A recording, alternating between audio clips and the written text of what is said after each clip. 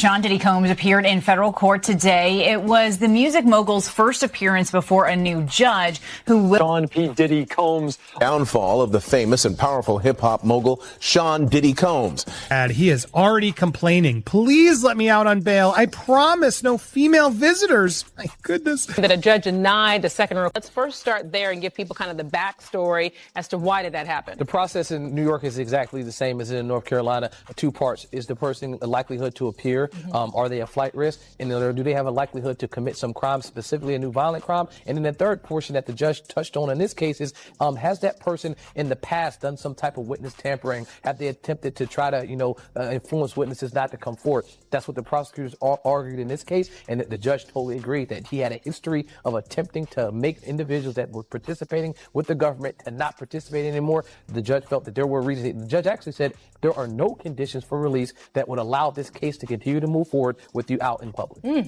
Back to putting Diddy on suicide watch. I mean, I learned from you today, just from talking in the newsroom, it's really not as straightforward as you might think.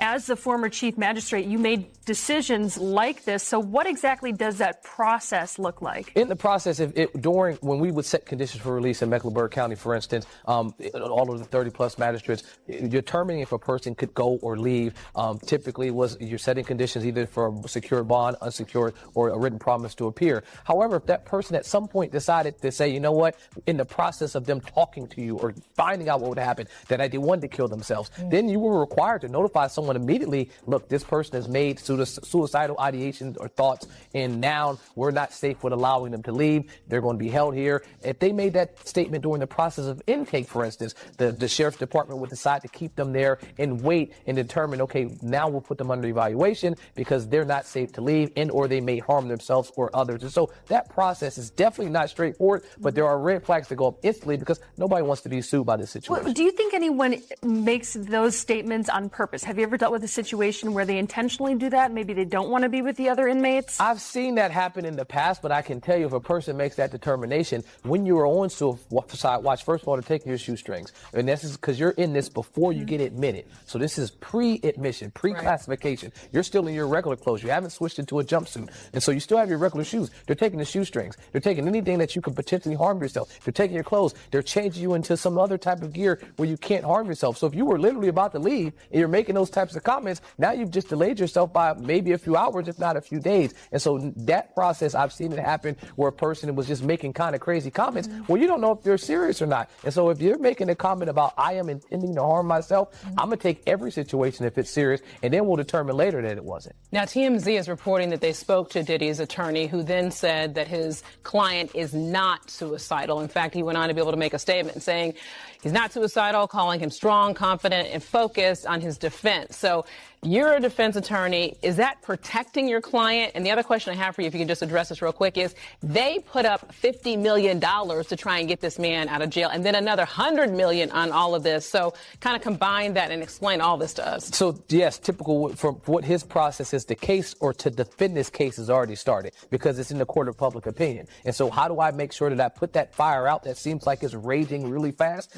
I make sure I make statements that he is in sane mind, that this person is there, he's clear, he's conscious, he's aware, he's not down, he's not depressed because he know he didn't do anything. That's the statement that you're going to make. Regarding the dollar amount, the judge touched on that this was their appeal. Remember, the first judge denied it. They appealed the judge's decision to not give him conditions for release. And they said, look, we'll put up any amount you want. He has endless resources. He's not going to leave. He turned himself in, and here's the amount. We'll put $50 million up. We'll put $100,000 up to support that. But the judge, as I mentioned before, said there is no condition, no dollar amount, that no assurance that you can say that this case, the integrity of it, specifically the witnesses that will come forward to testify against you, can be safe while you're out. Wow. Colleague Rhodes, we appreciate your insight as always. And I guess this case is just going to keep on. And do we know the date? Breaking news is buzzing about music mogul Diddy. Reports are claiming he was involved in a serious incident while in jail, and it's drawing major attention. Allegedly, he was attacked, leading him to seek forgiveness. What's fueling the chatter is a leaked video rapidly going viral, sparking endless conversations.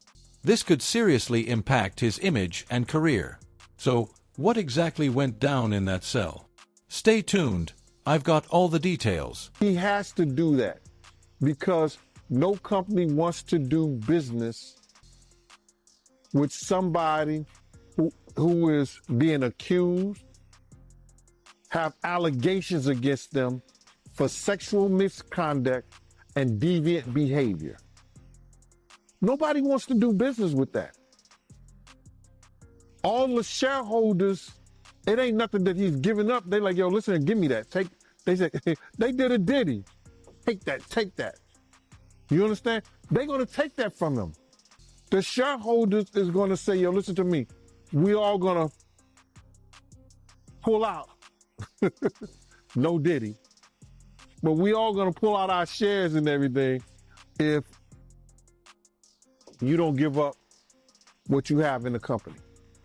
Did you see that video that went viral of Diddy pacing around the airport after his houses got raided? I seen that video. And I seen that look in his face before. I seen that look in his face. You understand? When he was with the same gang and Mike Owens, aka Mike Cock, everybody could tell us, D. Ferg did a collection for him because he didn't know how he was going to pay his rent, and he didn't know how he was going to pay his rent, child support, and his car note, because he had one of those drop-top Cabarets Volkswagens. So Mike gave $5,000.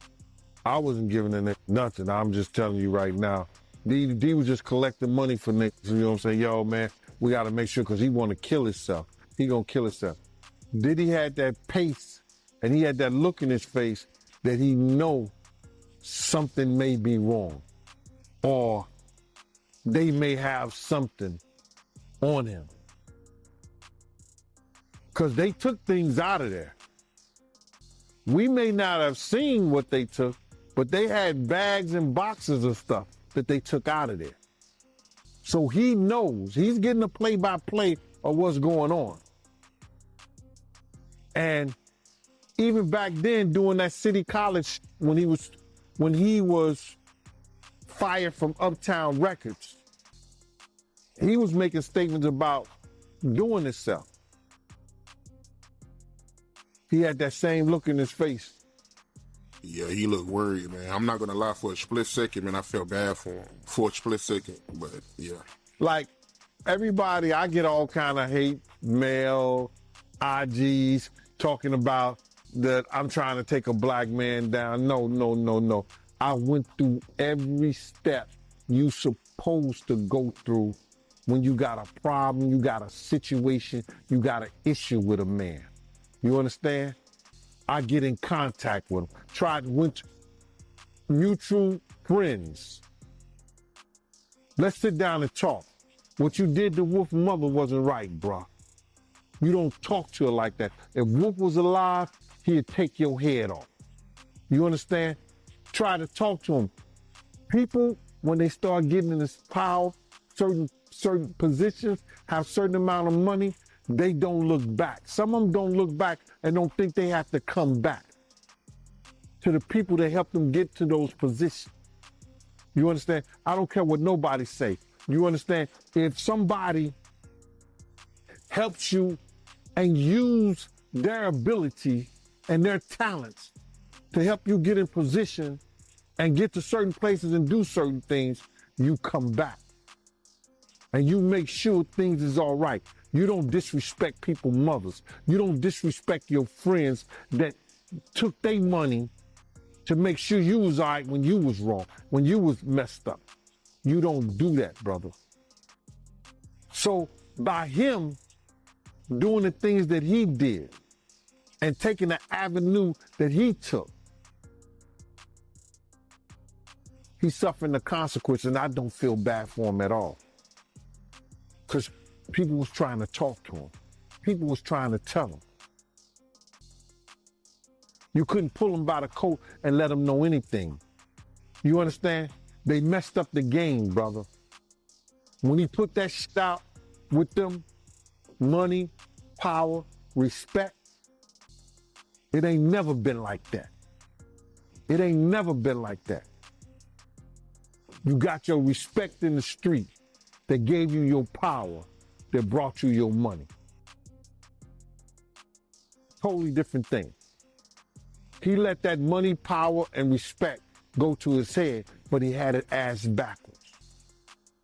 So do I care what happened? Nah. He got enough money to buy his way out of this. So we think. So when you look at that video of him pacing around and he's looking worried, and you knowing him, do you think it's possible that he might commit suicide? When you're a narcissist, there's always a possibility because you're suffering. But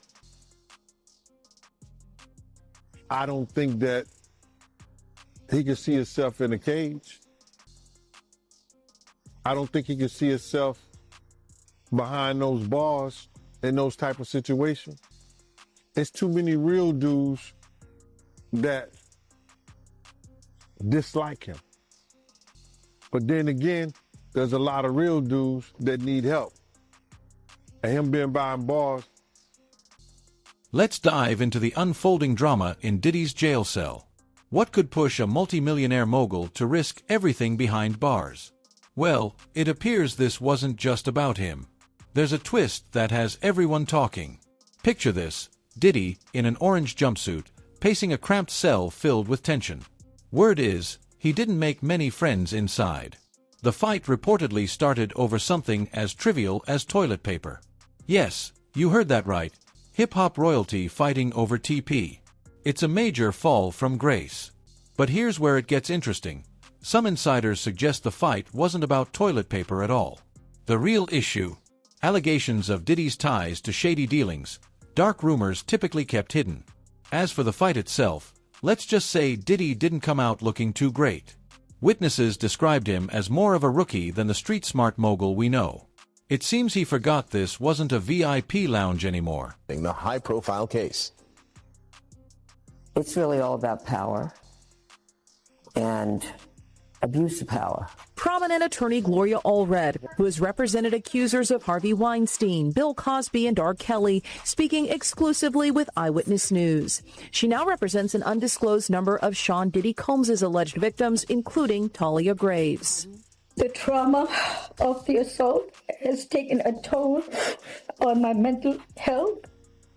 Tonight's 2020 special, The Secret Life of Diddy, detailing Combs' fall as he faces individual and class action lawsuits and federal charges of racketeering conspiracy, forced sex trafficking, and prostitution. He's pleaded not guilty, his attorney saying prosecutors are seeking to criminalize sex that was consensual. Consent is a big issue, and it is the government's burden in a criminal case to prove any charge and all charges beyond a reasonable doubt. That's a very high burden to prove. Combs is now asking a federal judge for a trial date next April or May, and we could see ex-girlfriend Cassandra Cassie Ventura take the witness stand. This despite an undisclosed settlement reached one day after Ventura filed a lawsuit against Combs last November, accusing him of rape and abuse. Even if there are confidential civil settlements, there's always an exception in the law.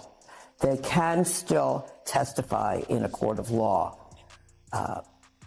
if they are subpoenaed to do so. This bombshell surveillance video leaked in May showing a 2016 incident where Combs appears to assault Ventura, her friend Tiffany Red detailing alleged verbal abuse in the 2020 special. And as soon as he answered, "What are you?" So that was like my first time being like, something is wrong. Combs remains behind bars after two judges denied his request for bond, citing in part dangers of obstruction and witness tampering. Allred says it's a tactic we've seen before in high-profile cases. Sometimes there are criminal charges filed not only against the defendant, but also against the person who is his friend or supporter who does threaten a witness. And that was the case in the R. Kelly criminal case as well. In a third attempt to get out of jail and tell his trial, Combs is again offering a $50 million bond and promising strict home detention. His attorneys writing in a brief to a federal appeal court judge, quote, Here's the real twist of how it all went down. One moment, Diddy's throwing punches like he's in a low-budget action flick, and the next, he's flat on the ground, staring up at his opponent like he's seen a ghost. It looked bad, like the worst beating of his life. Suddenly, the prison chaplain steps in, not a guard, not another inmate. The chaplain. Picture this, Diddy on the floor, fists flying, and in walks the chaplain, calmly breaking up the fight like it's just another day. The buzz around this moment is crazy. Some call it divine intervention, while others wonder if Diddy's got a holy connection. Either way, the chaplain's timing probably saved Diddy from a brutal outcome. But don't think this is the end of his troubles. This fight is just the beginning. What happens next could change how you see the man behind "I'll be missing you." Stay tuned. Things are about to get even messier. We're also going to talk about this manipulator-in-chief, this woman who many say, and she's been mentioned in some of these lawsuits, was one of the people really behind helping to allow this to keep going. And yes, Diddy will be appealing later this afternoon. We will be there with the updates to let you know if this new judge will let him out of jail. In the meanwhile, let's look at this place that he's in jail, this new home, this troubled Brooklyn place. Here is a picture. It's a high rise. It is not getting good reviews. I mean, not that it should, but, you know, there should be basic human rights.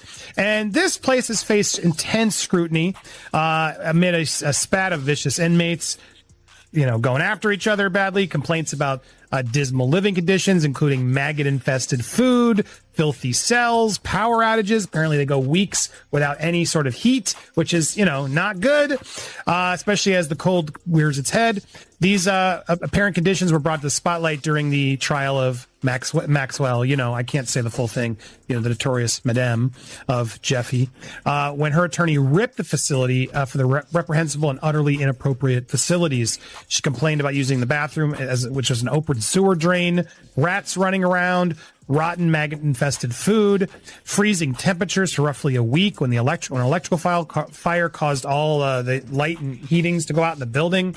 Apparently, violence-plagued federal lockup made headlines when it was hit with the claims that the staff had allegedly covered up a knifing at one point.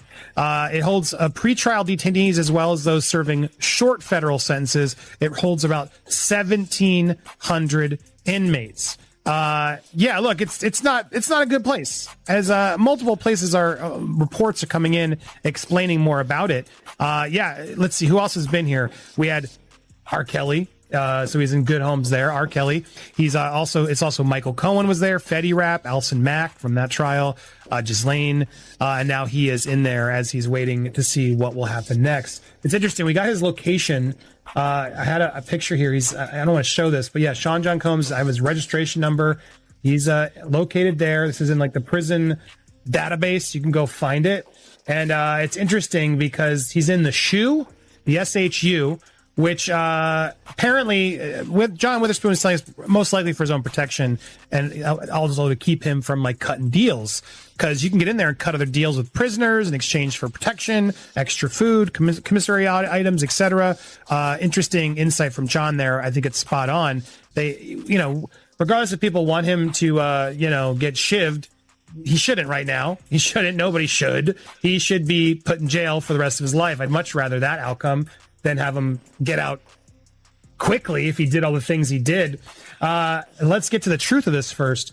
But I want to talk about another part that's coming out as more people are spotlighting this woman right here. This one right here has been called I can't read the name. Sorry, I can't say certain keywords, but hopefully you understand why. I'm doing my best. Doing my best, chat. But Sean Diddy Combs once called his Combs Enterprise Chief of Staff, Christina Quran, his right hand. It's a Quram? It's Quram. Source close to the federal investigation believes she is more his manipulator in chief. If anybody is a gatekeeper, Christina would know everything, the source added. High-ranking supervisors were flagged in the 3-court federal indictment, charging Combs with all the things we've said. Yeah, Combs has pleaded not guilty to the charge, but remains in custody. He's now offering a $500 million bail, which was rejected. We'll see if he gets this appeal today. Karam has not been arrested or charged with any case. So does that mean she's working with the feds? Because if his right-hand man is actually sharing the secrets, well, he's even more in trouble, right? That's the done deal. Now, is she nervous? If she's implicated or caught doing this as well, they might give her a plea deal or less time in order to sell out Diddy. When you're really under the gun and the pressure's on, it happens. So I can't imagine Diddy's excited right now being behind bars, and probably part of the reason why he's promising no female visitors. Yeah, we'll come back to that in a second. But the supervisors facilitated these performances, the freak-offs, according to the indictment, stocking the hotel rooms with items, as we talked about. And they've gotten evidence from a lot of sources, recordings, text messages, and texts from Christina Coram. Apparently, there she is again, his right-hand woman. Interesting, right? How do you allow that to go down? I would love to hear from her. How does she justify all this behavior? Just the power, the control? How did she get in? She was the one who was actually seeing Diddy's issues and enabling them to then get her own control. Is that what was going off here?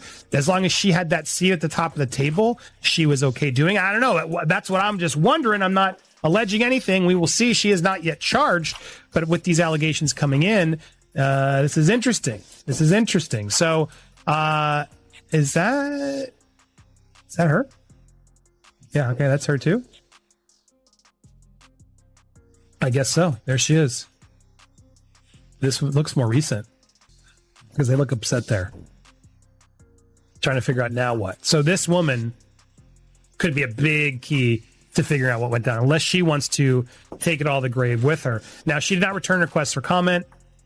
We'll see if she comes in. But yes, she was mentioned in Little Rod's suit. She knowingly, intentionally participated, perpetrated, assisted, supported, facilitated the venture, is what he alleges. And Coram required Combs' domestic employees, including the butler, chef, housekeepers, to carry a fanny pack with substances there, pink drug combination of things, and he could indulge his choice at any time. So she apparently, according to these rumors, would be there ready and willing to ensure he could have any substance, people, et cetera, et cetera. So if all true, a lovely individual. She's, I'm sure, very happy right now to be caught in this web. But that's where we stand. So far from this, this mansion that he was in, now he's in the raid. He's going to be in this high-rise security complex for, it could be a little while. We'll see if today he is able to get out. That'll be the big question, and we'll be there covering the updates as we get them coming in. Sadly, this is New York, so we won't get this televised. It's so frustrating. All we get is sketches. We can't even get photos. I don't understand how this is just. Free press, all these trials are public knowledge. We should be able to be in there to ensure that we're getting the facts.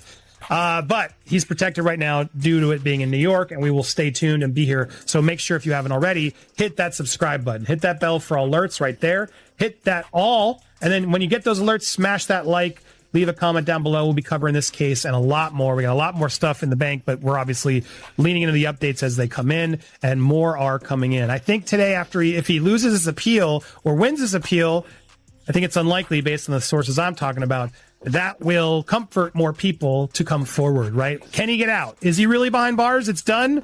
I'm seeing already some private... What happened after that brutal beatdown left even the toughest inmates speechless.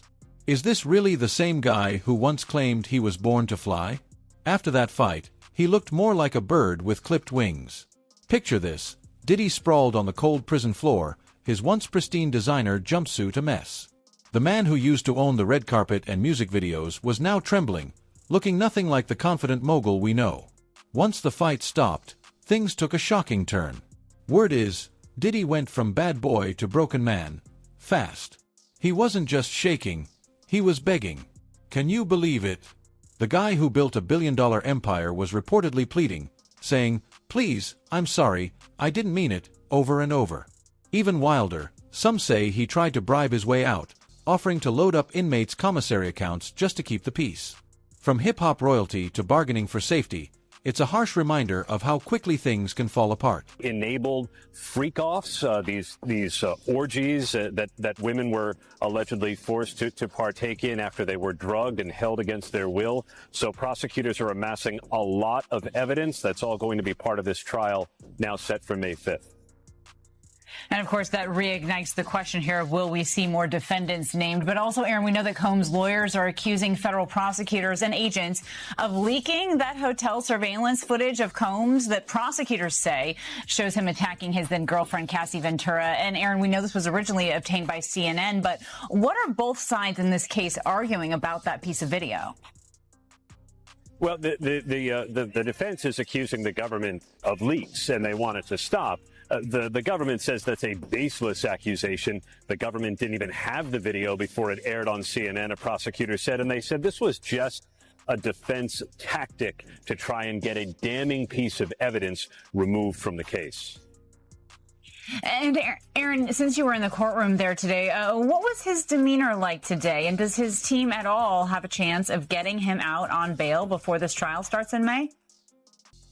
Diddy was a lot more relaxed today, Kana. He looked a lot less bloated than we've seen him during prior appearances. He was in a jail-issued beige, kind of ill-fitting smock and pants. He was shackled at the ankles, no handcuffs, so he was able to wave to his mother and children who filled 2 rows of the courtroom. The defense is still asking for his release on bail, but they have an appeal pending before a federal appeals court, so there was no application today. And the defense, if they can't get him released, are going to stick with MDC in Brooklyn, this troubled federal lockup. So far, it seems. You might be wondering how someone like Diddy, who built a huge empire, ended up begging for mercy. Fear has a strange way of changing people. Insiders suggest there's more to the story. The tough image he's crafted turns out to be just that, an image. Now, with nowhere to turn, the real Diddy is showing through. But don't think his desperate pleas will fix things. The other inmates weren't exactly moved by his attempts to smooth things over.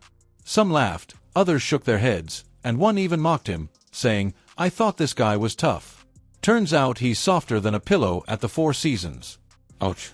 Imagine hearing that after everything. But here's the twist. While most inmates were making fun of him, one was watching closely, hanging on every word. His expression looked like he'd just struck gold. It makes you wonder, did Diddy let something slip in his moment of weakness? And if so, what kind of trouble could that cause? I don't know if it was what they call it when you take 2 pictures and they put it together and stuff like that. What they call it when they put the pictures together and it don't belong together, but they put it together. Whatever, side by side. Yeah, whatever they call that. Cuban Gooding Jr. was so close to that man. I would thought that was his lady. That's how close he was to him. And then his hands all on his leg and everything. It was crazy, bro. I don't even believe that. So when you see Cuban Gooding fighting a case here in New York, when he said the girl was saying that he was groping her and everything like that, I'm glad they didn't show that picture at his trial. Because he would have been guilty. That's how close he was to that kid, man. So you seeing on pictures, do you believe his claims? Yeah, I believe his claims. Somebody put something in Cuban Gooding Jr. ear that this was fresh meat, or see can you break him, or see can you do something? Because don't no other man be that close to no other man, for that reason. Come on, bro. That's crazy. Hey, do you know him? Have you ever met him before? No, I don't think I met him before. Cuba, I can't recall me, no. Okay, and he also alleges that, Diddy is the one that told him personally that he slept with Usher and Stevie J. But I mentioned that earlier, that he said about Stevie J. The Usher part, that's a touchy situation, man. You know what I'm saying? Because I had a certain feeling, and I felt a certain way when Usher got on Shay Shay, and I don't mean to mention other people's platforms, but he got on Shay Shay and he mentioned how great and how good Puff taught him and everything. You know what I'm saying? About the business, right? I know, and people know, that was around that in that time that Puff and Usher did have a situation. And that situation led Usher to the hospital. Now, I let Usher explain that to y'all. I let Usher tell that story. But how dare you say a man that groomed you, you gonna give him a pass? Bruh, you know I know. Let me reframe you on something. Remember Usher? We was at the Swiss Hotel. Puff had Kim in the room. Had one of Keith Sweat's baby mothers in the big room outside the master bedroom. He came outside in his robe. She gave him a fellatio right there. His back was turned to me. She gave him a fellatio. You knocked on the door. I came and opened the door for you. Puff went in the room. You came in the room and kissed that girl dead in her mouth. Now I'm telling that because you taking up for somebody that you know and a lot of more people know didn't do you right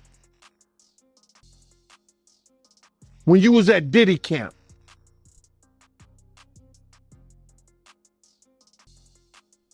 Y'all put it together. And what you mean by Diddy camp? Remember? He was on one of the talk shows. The white guy with the curly hair. What's his name? The white guy with the curly hair. And he said, yo, would you send your son to Diddy camp? And Usher said, no.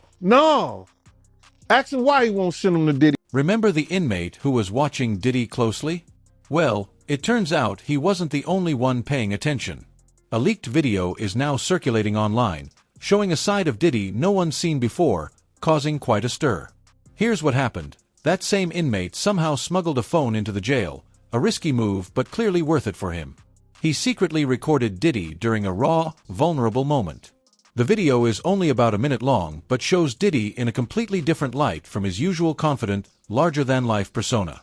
In the clip, he looks anxious, his eyes darting around like he's bracing for something terrible. The real jaw-dropper? You can hear Diddy's shaky voice saying, "I'll do anything. Just please don't tell anyone what you know." It's unsettling to watch. The man who's always appeared in control is nowhere to be found in this footage, leaving everyone questioning what's really happening behind those words. She want to know who you are. And I said, where's she at? And she was on this, like this chair, like a mantle sitting up on the stage and stuff like that. That's just go right there. And I was at the bar chilling. I had bought some champagne, a bottle, stuff like that, setting it up for my friends them to come in. And they said, Wendy want to know who you are. And I said, who I am. And I looked at her, she said, yeah, Wendy Williams, that's her. I said, I would know, I told the dude, I said, I would have to see her baby pictures. You know, the dude said, well, what you mean by that? I said, yeah, I had to see her, she said, Wendy Williams, you know, because she didn't, you know, look real feminine to me at the time. I said, I would have to see her baby pictures. You know what I'm saying? And he just looked at me and it was the dude Skeletor. So when I was watching the whole Wendy Williams thing, I used to go to her Dons and Divas party. You know what I'm saying? I knew her husband Cav, you know, because my man Chaz used to do business with him or whatever like that, you know what I'm saying?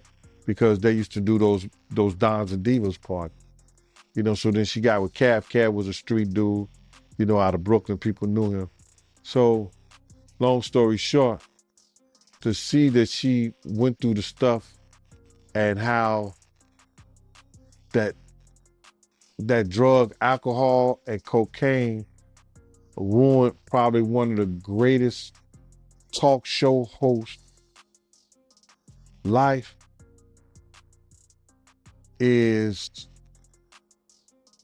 a template for everybody who wants to be in the entertainment business to see that you could be at the top of your game and you could be at your bottom of it. The same ladder you go up is the same one that you must come down. And that drugs and that alcohol don't mean you no damn good. because it has torn up one of the greatest minds of radio of our time down. So it was heartbreaking to see Wendy in that type of situation, bro. How you feel, and I hate to ask you about this, but you see it on social media, so I want to get your opinion. How you feel about the people that say that, what she going through right now is karma? So let me ask you a question like this. Is she the first gossip column? Nah. She was just doing she had an avenue and she had a lane that was done better than anybody who did it before. That came before her. But I'm talking about her, coming at people, beefing with people, spreading rumors that wasn't true. One, for example, her saying that Tupac got raped in prison. He did an interview complaining about what she said and how, it was a lie. So, stuff like that, It was a lot of people that was doing that before. It was, people was exposing that way before then. What about James Brown? They talk about James Brown beating his wife. They talking about Marvin Gaye being strung out on cocaine way before Wendy Williams. They had gossip column, they had shit like that, but she just perfected it and she was great at it. And she came and she brought it to the forefront of television. You understand what I'm saying? It's no different. It's just the way she did it made it seem like it may have been salacious or something like that. It wasn't. It was just her doing it her way.